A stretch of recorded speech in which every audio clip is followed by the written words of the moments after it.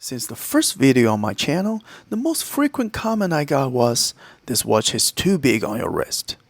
But I actually feel most of my watches fit pretty well. So I decided to make this video and systematically talk about this most important factor in watch selection. Hey, what's up? This is Bo at BarakudaTime, a hub of watch and travel enthusiasts. Please subscribe to my channel and turn on notifications to receive weekly updates. When people choose watches to wear, the matching between the wrist and the watch is a critical factor to consider.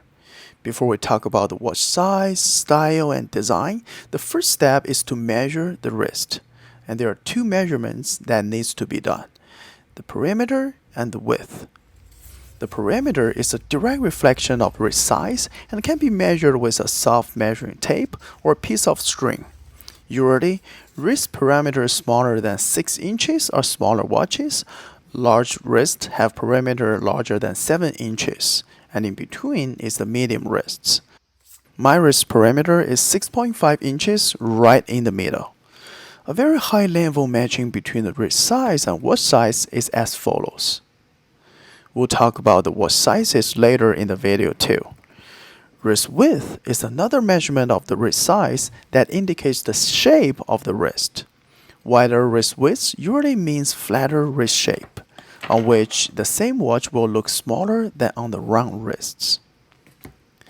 After measuring the wrist by perimeter and width, it's time to talk about the right watch for your very unique wrist. The size, thickness, and design are major factors influencing the look of the watch. The first thing that people notice when picking a watch is the case diameter.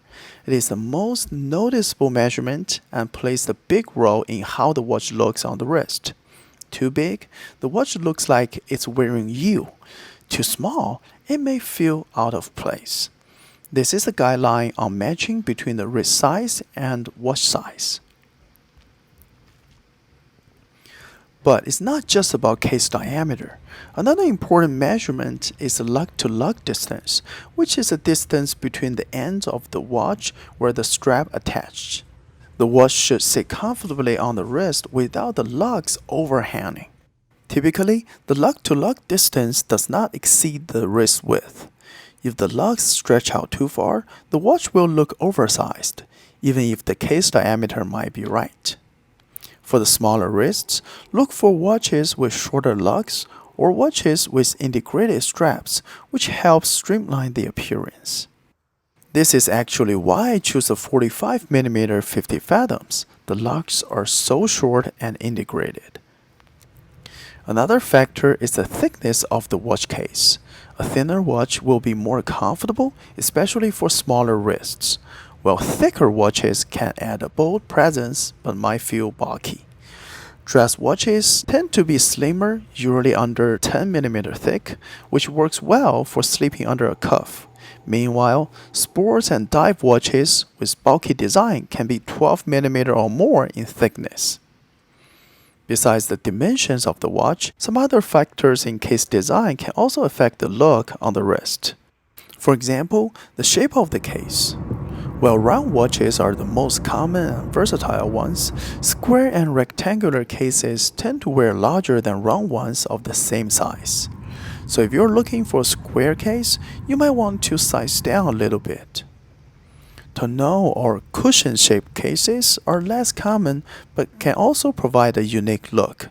Similar to square watches, these shapes often wear larger.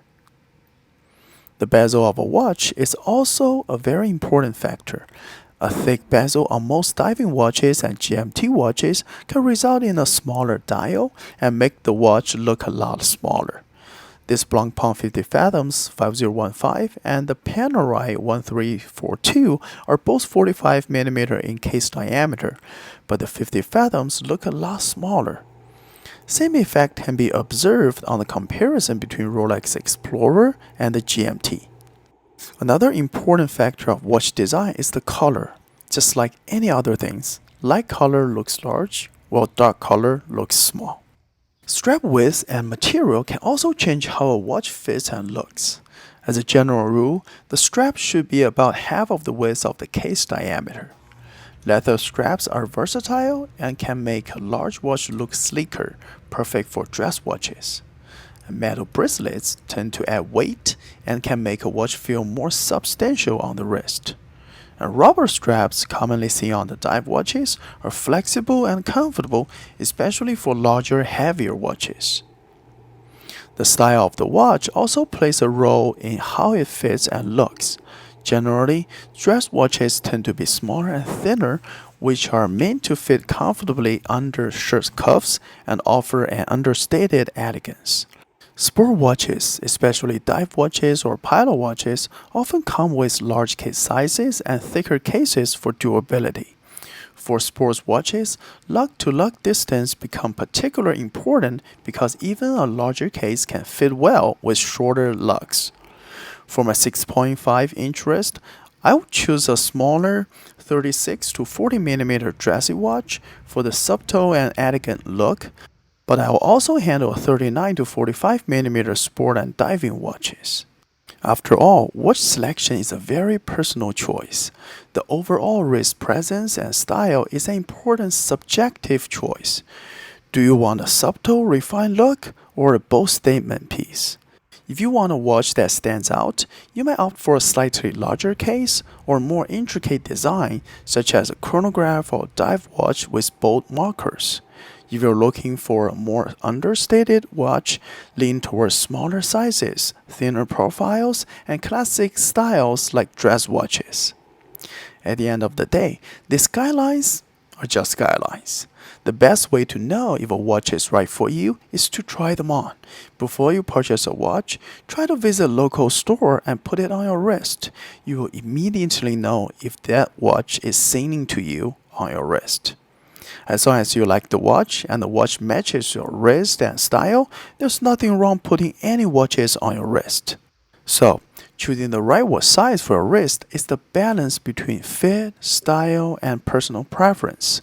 While the guidelines about wrist size and watch proportions are a great starting point, it ultimately comes down to how the watch feels and looks on your wrist. What is your most important consideration when choosing a watch? Please let me know in the comments. If you like this video, please hit the thumb up button and subscribe to my channel. Don't forget to turn on notifications to receive weekly updates. I'll see you next time.